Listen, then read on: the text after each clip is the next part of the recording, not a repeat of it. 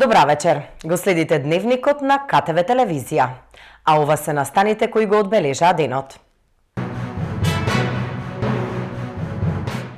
Забрзано се одвива изградбата на капиталните инвестиции. До сега се реализирани околу 25% од предвидените за 2026 година.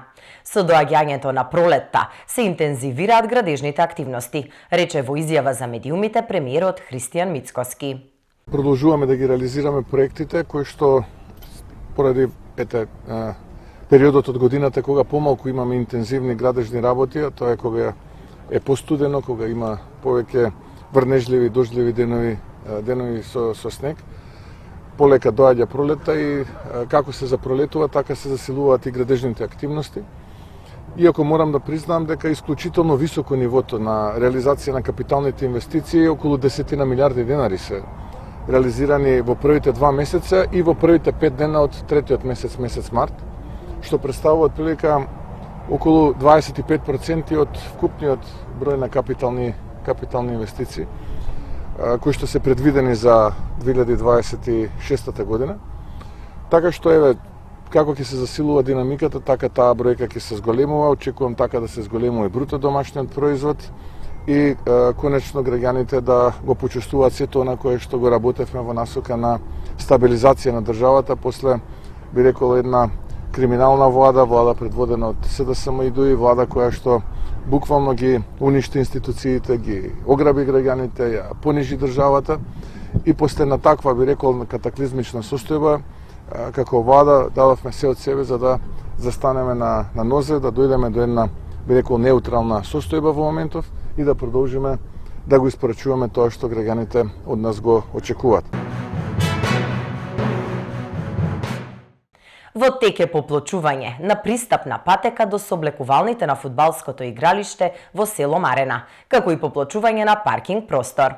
Овие градежни активности се дел од комуналната програма на општина Кавадарци. Изведувач на работите е Градба Промет.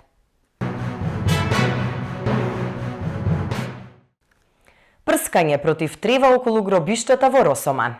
Паралелно ќе се врши и уредување на просторот пред црквата до општинската зграда. Локалната самоуправа Росоман продолжува со третирање на јавните површини, како во градот, така и пошироко. Денес и во наредните денови, јавното претпријатие за комунална дејност Росоман изврши прскање против трева на територијата околу гробиштата и во внатрешноста на гробиштата.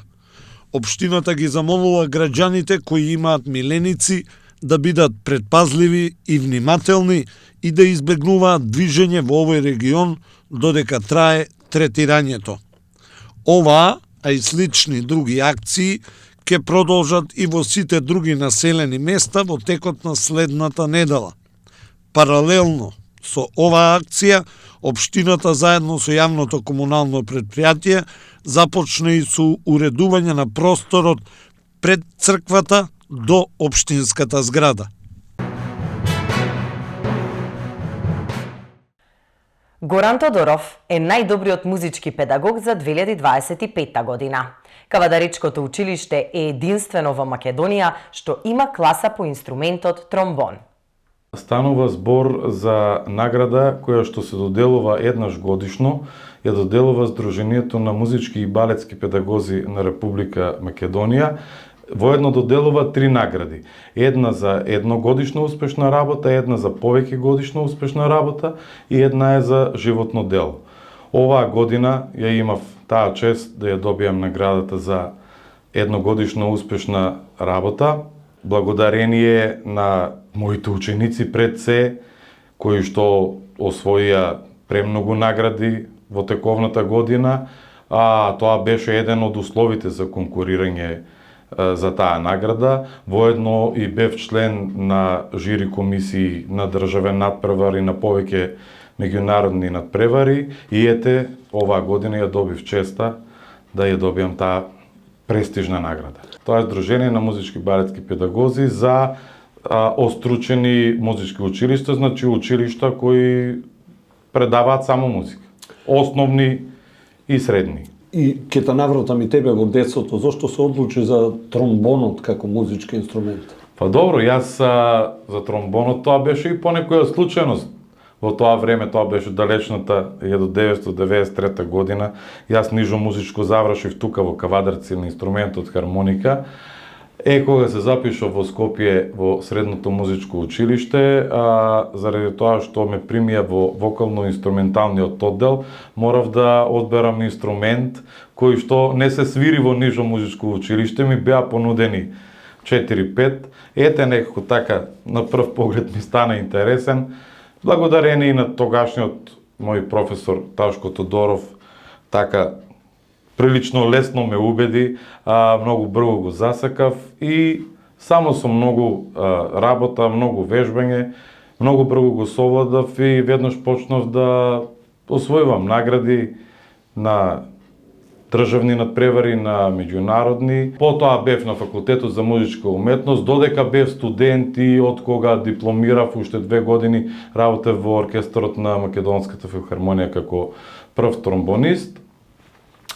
Потоа, одлично мои причини и одлуки во тоа време се повлеков во Кавадарци и полека почнав да размислувам како да издействуваме да може да се отвори одсек по инструментот во нашето училиште во Кавадарци, за да продолжам да работам како музички педагог, затоа што ми беше премногу голема таа желба.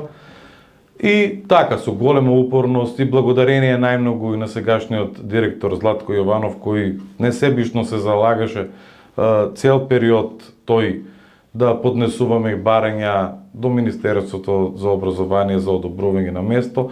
И така, ни одобрија еве веќе 5-6 година. Само во Кавадарци го имаме, да, со редовен професор вработен под Министерството за образование. Сега се 10 од кои што двајца ни завршуваат, моментално двајца матуранти, да. Останали полуматуранти. Полуматуранти во кај завршуваат основно музичко образование. Веќе 3 деца имаат поднесено пријави за упис во наредната година, така да тие 3 барем уште едно и ние сме доволно.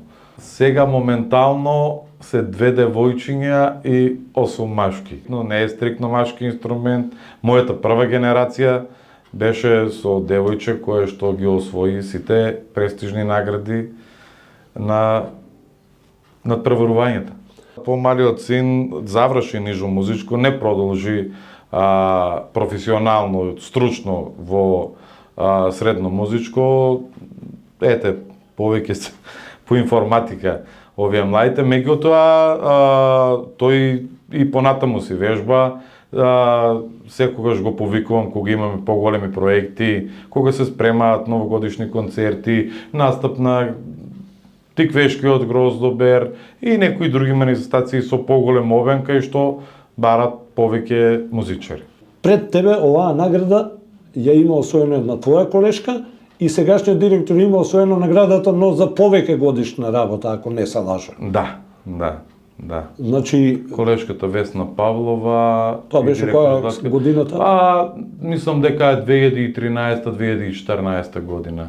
Моите амбиции се големи, јас сум премногу вложен во инструментот, во моите ученици, јас секојдено сум како некој скенер по улиците во Кавадарци, значи ги забележувам деца на таа возраст, им приоѓам, разговарам педагошки, ги запознавам со инструментот. Тоа е еден од методите да добијат информација повеќе на лице место лично од професор. Тука се и социјалните мрежи сега. Колку повеќе деца имаш, тие сами меѓу себе си прераскажуваат. Јас одам на музичко, свирам тромбон или некој друг инструмент и така се јавува желба, интересот е се поголем и поголем. Нема прекини во снабдувањето на гориво. Македонија има најниски цени на горивата во регионот, изјави денеска премиерот Христијан Мицкоски. Фактот е дека како држава имаме убедливо најниска цена на нафтата. И Тоа во моментот можеби е добро од еден аспект, но од друг аспект во дел од пограничните општини и посебно бензинските пумпи во пограничните општини се создава притисок од соседството, бидејќи голем број од граѓаните од соседството доаѓаат да точат дизел гориво посебно. И затоа се случува да на некои бензински пумпи побргу од тоа што е очекувано снема гориво, но тоа брзо се надоместува. Државниот пазарен инспекторат е континуирано на терен, нема прекини во снабдувањето, но ако си има предвид, да речеме, ако е кај нас после нивелирањето на цената вчера од страна на регулаторна комисија за енергетика, дизел горивото литар 1,39 евроценти, да речеме во соседна Албанија е 1,79 евроценти литар, односно околу 30% поскапо е. И логично е да имаме притисок во западниот дел од државата. Исто така во Србија е, да речеме, 1,73 евроценти, што е отприлика некаде околу 25% поскапо од тоа што е во Македонија. Во Косово се варира цената, но достигнува до 1,52-53 евроценти, што е некаде околу 15%. Во Грција 1,59 евроценти, односно Косово е отприлика 10%, а во Грција е 15%, во Бугарија е 1,41%. Така што во регионот имаме во моментот, како што кажавме, граѓаните во Македонија имаат најниска цена за дизел горивото, а слична е цената и со бензинот 95 октани и 98 октани. Очекуваме притисок и периодов кој што следи, но имаме доволно количини, разговараме со дистрибутерите и со компаниите кои што ги снабдуваат граѓаните и македонската економија со нафта и нафтени деривати. Во моментот нема опасности од било каков недостаток, така што ние како влада продолжуваме да ја следиме состојбата. Можеби, условно кажано, добра вест е што утринава од она што можев да го видам и брентот и останатите продукти на светските берзи се во опаѓање. Ако вчера го достигнаа пикот од $120 за барел, денеска веќе се тргуваат за некаде $90 за барел. Така што ја следиме целата состојба многу внимателно и во зависност од развојот на станите така и ќе реагираме. Јас во текот на утрешниот ден имам состанок и со ланците супермаркети, хипермаркети и така натаму. Сакам и со нив да поразговарам, да не се користи сега овој притисок да веднаш се зголемат цените и притисокот да се префрли врз потрошувачката кошница на граѓаните, за да не мораме ние како влада да преземаме друг тип на, би рекол, офанзивни мерки. Комисијата за заштита на конкуренцијата и Државниот пазарен инспекторат ќе го следат однесувањето на трговците на производи на мало и на големо, и врз основа на нивното однесување така и владата ќе се однесува. Така што очекуваме тие да имаат фер однос кон граѓаните, за да и ние како влада бидеме фер кон нив, односно заеднички во овие моменти. Владата профитира. Зошто се поскапени цените на горивата кога има пад на светските берзи? Прашаа од СДСМ, одговарајќи на новинарско прашање. По падот на цените на светската берза, власта дефинитивно веднаш треба да ги намали цените на горивата во Македонија, наместо граѓаните да плаќаат поскапо. Зошто се поскапени цените кога има пад на светските берзи? Со сегашното зголемување, граѓаните плаќаат над 3 милиони евра неделно повеќе. Се поставува прашањето кој има интерес од ова поскапување и каде завршуваат овие пари. Дали владата намерно ги зголеми цените, иако цената на барелот веќе падна вчера? Велат мерките предложени од СДСМ не ги интересираат, оти тие знаеле подобро. Па нивната политика се сведе само на тендери, се сведе само на проценти, на бизнис комбинации. Секоја работа за мицкоски е бизнис. И тоа граѓаните многу добро го знаат. Власта веднаш да ги намали цените на горивата и да ги прифати мерките на СДСМ за намалување на ДДВ на горивата од 18% на 5%, за намалување на акцизата за 4 денари и намалување на ДДВ-то на основните прехранбени производи. Наместо извинување, СДС и Филипче и натаму лажат за темата мигранти, рече на пресконференција пратеникот од ВМРО ДПМНЕ Миле Левков. Наместо извинување од страна на СДС и Филипче за невистините кои ги изнесува во јавноста за наводни мигранти во Македонија, тие и понатаму продолжуваат да лажат.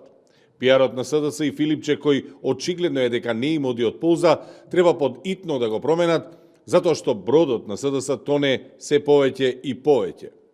Откако добија демант од британскиот амбасадор за наводни мигранти и мигрантски кампови во Македонија, СДС и натаму продолжува тврдоглаво со главата во зид, мислејќи дека ако повторуваат 100 пати една лага, таа ќе стане вистина. СДС и Филипче лажеа дека никогаш не говореле за мигрантски кампови, а тие беа истите кои велеа дека Македонија станува голем мигрантски камп и црна точка во Европа. За секоја нивна лага следува демант. И нема извинување, нема одговорност. Само лаги, манипулации и деструкција. Основните три начела на СДС. Затоа и се трета партија во Македонија со 130.000 гласови. Се е лага до лага. Граѓаните веќе гледаат дека зборовите на Мицкоски не значат ништо, рече на денешната пресконференција портпаролката на СДСМ Богданка Кузевска. Христијан Мицкоски лаже, многу лаже. Со лаги дојде на власт, со лаги и владе. Ветуваше дека ќе го врати името, дека ќе го поништи Преспанскиот договор, дека никогаш нема да изговори Северна. Излажа. Мицкоски ги измами граѓаните, додека интензивно водеше црна кампања против СДСМ и против сите нас, дека сме предавници. Не им кажа на граѓаните дека поништувањето на Преспанскиот договор ќе значи враќање на БРМ и ФИРОМ, губење на членството во НАТО, а со тоа и загрозување на безбедноста на граѓаните и на државата. Денеска на сите ми е јасно дека зборот на Мицкоски не вреди.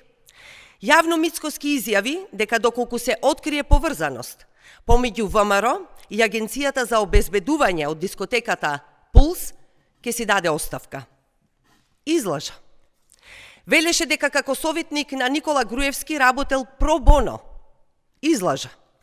Рече дека трајно ќе се повлече од политиката ако се појават мигранти, односно економски работници, а на плоштадот до него беа на Нова година, а во прилеп на автобуска станица ги виде цела Македонија. Ветуваше одговорност и правда. Денес го штити Тошковски. Криминалците се во врвот на власта, одговорност нема, правдата е погребана.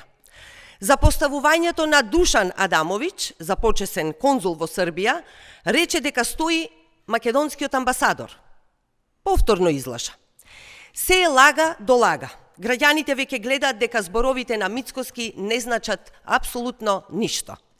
40% од медиумите се под контрола преку мрежата на Орбан и тоа се злоупотребува за манипулација со граѓаните. ВМРО лаже.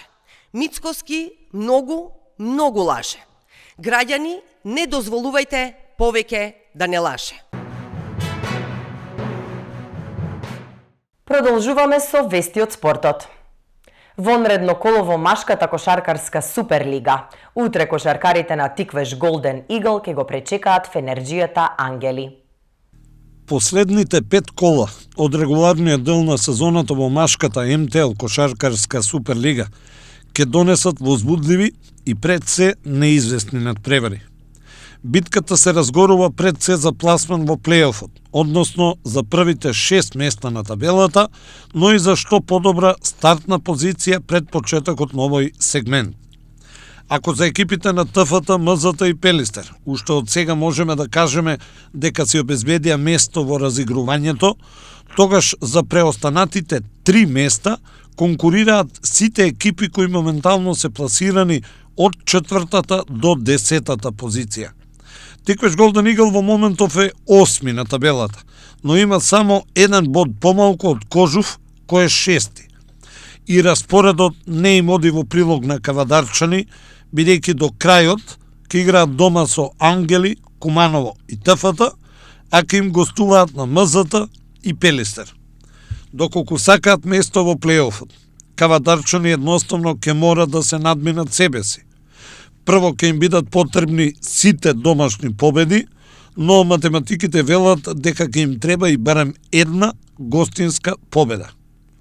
Утре ќе се одигра во редното 18-то коло кое може да даде одговори на неколку прашања. Гостивар го пречекува Чаир, а Кожу во Гевгелија мора да оди на победа за да го задржи местото кое води во плейофот. Во скопската пресметка, работнички го пречекува Новаилијата Маџари. Работнички го тресат проблеми, но победата мора да им биде императив. Од друга страна и Маџари посакува продолжување на успешната серија. Во Битола Пелистер посакува заверка на позицијата број 3 во дуелот со Куманово. Утре во Кавадарци, Тиквеш Голден Игл од 17 часот ке го пречека Фенерџијата Ангели во средба во која едноставно мора да победи. Колото ќе заврши со дерби над преварот, односно со пресметката за стартната позиција број 1 помеѓу ТФТ и МЗТ.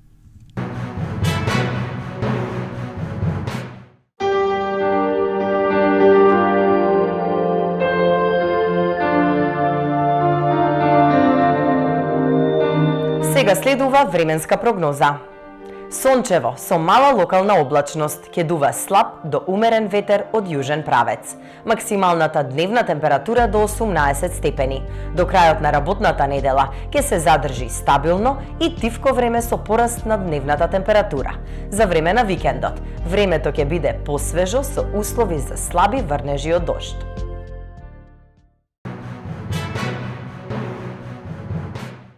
Тоа беше се во дневникот на КТВ телевизија. Ви благодарам на вниманието и имајте пријатна вечер.